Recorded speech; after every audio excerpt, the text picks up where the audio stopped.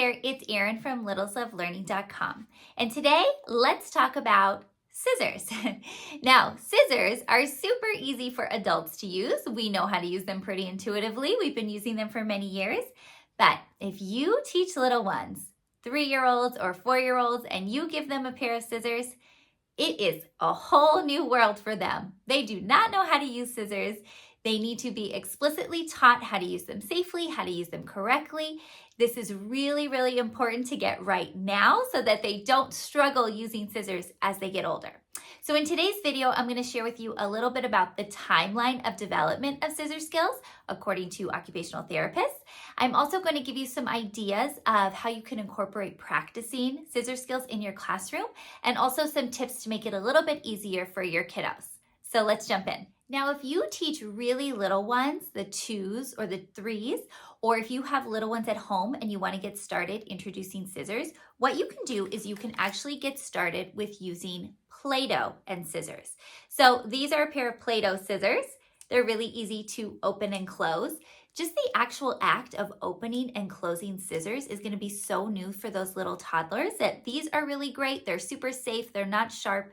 And cutting Play-Doh is a really great way to start, especially because it's going to help them develop the fine motor skills they need in their hands in order to use scissors more effectively later on.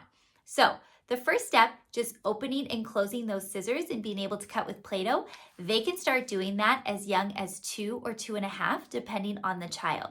So you're going to want to start there before you ever get to paper. Now, once they're ready to move on and you want them to use scissors with paper, there are a few different tools that you could use. If they're not ready to go right to regular scissors, you could use these, which are called loop scissors. And all you do to use these is you just squeeze and you can see that it's going to cut. So you don't have to use quite as much coordination for these. They're really helpful to build those fine motor skills in our little ones' hands.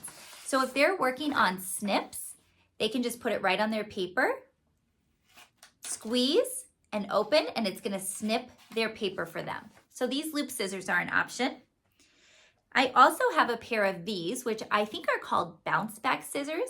They can be used as regular scissors, but they have right here, this little yellow piece. I can put it down so that when my little one is cutting, it's going to bounce back. So it doesn't stay closed, these scissors, they bounce back open because this little yellow part bounces back. So these are really helpful as well if your little one needs help with that. Still great for the snip. It just gives them a little bit more support. Now you can see on these scissors, I actually have a piece of tape right here, and I put the tape on the side where their thumb goes, and I remind them that their thumb and the tape is always pointing to the sky. So any visual cue that you can give them to help them remember that their thumb is always pointing to the sky is really helpful.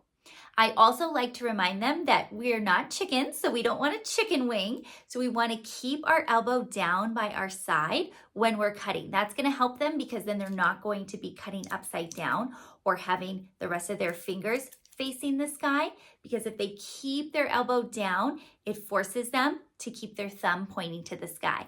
So that's another tip as well. So a little piece of tape and no chicken wings, we want to keep that down. And then, of course, when they're ready to go to regular scissors, again, you want to help remind them that their thumb is pointing to the sky. But they are going to be working on these snips, depending on the child, but around 3, they're going to be able to just make a snip. But you can see I'm not moving forward, I'm just making snips. Now, as our little ones are working on their scissor skills, they're going to move from just those little snips to being able to move the scissors forward to cut a longer line.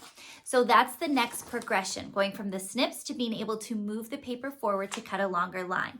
So that's gonna happen around 3, and 3.5, they're gonna be able to use that helping hand. So you see I have to use my hand a lot more when I'm moving my scissors forward.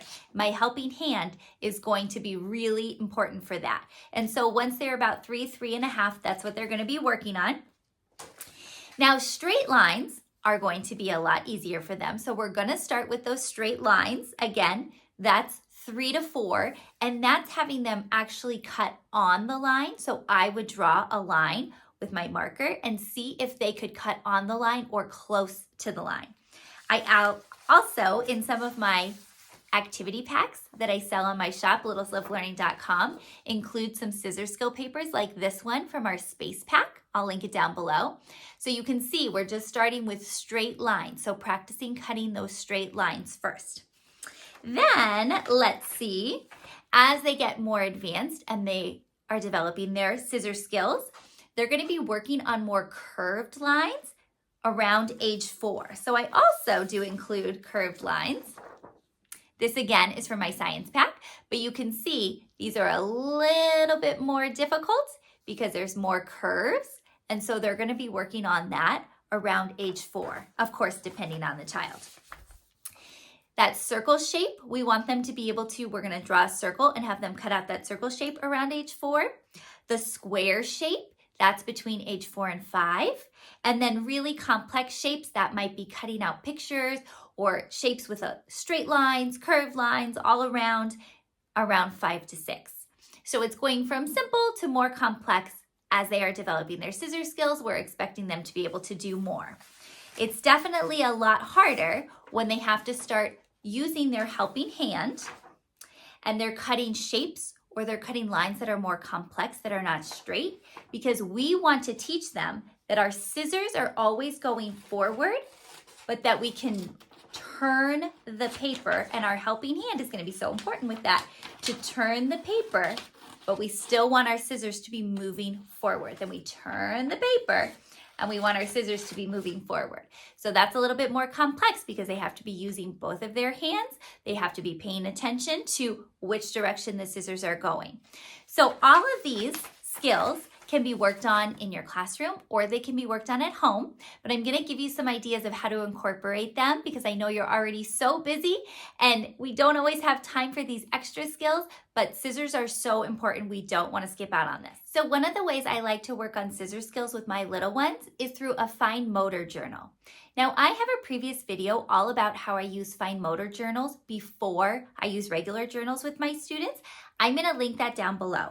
But basically, a fine motor journal is a place where we can do different activities to work on our fine motor skills and just kind of keep it in the same place. So I have talked about this in that video, but there's stickers and stamps and do-a-dot markers and all sorts of things.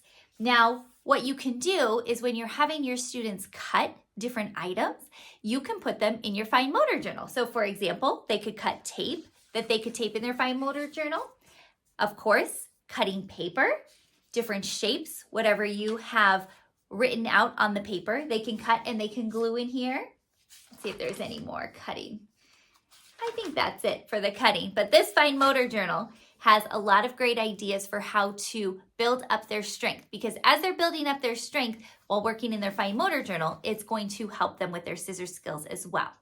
So some other things that you could cut, maybe glue into your fine motor journal or not, or just use them for different projects. Let's see.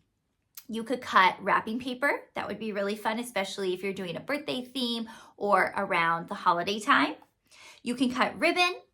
You could cut paint samples, especially if you were doing like a color theme. You know, those free paint samples from the hardware store. That would be really fun.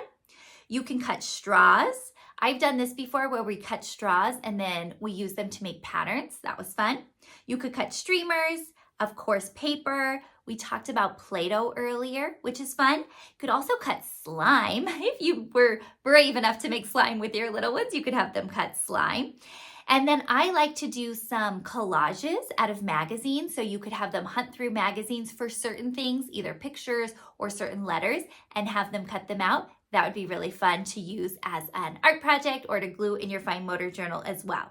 You could also have a cutting jar in your classroom. I've seen other teachers do this before where they have an area in their classroom that has a jar. It has some paper strips and the scissors. So students can go over there and they can cut the paper strips and put them in the jar. That would be a really fun activity to do for morning arrival activity when your students are first coming in, or even at a table center. Anything to develop those fine motor skills would be super helpful.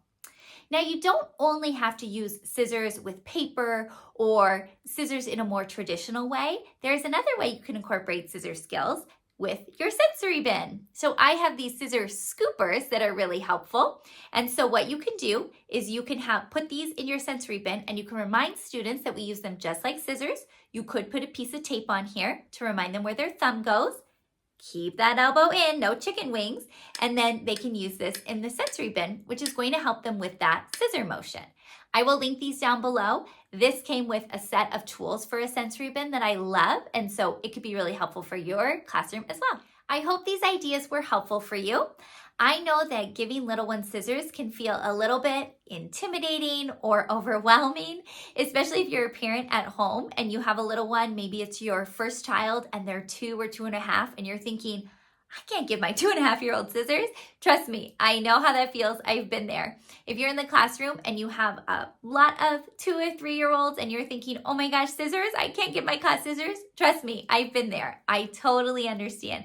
It can be super overwhelming and intimidating, but it doesn't have to be. Scissor skills are something that's super important that we work on in these younger grades, and all of these skills are just going to build on top of each other one at a time, so that by the time they go to kindergarten and first grade, they are going to be comfortable using scissors effectively. We don't want them to get frustrated. They're going to use scissors safely, because we want to make sure that everybody's safe in a classroom or at home.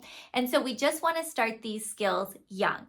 And it is okay to go slowly. It is okay to take your time, but we want to make sure that we are not avoiding scissors just because we're a little intimidated or nervous about them.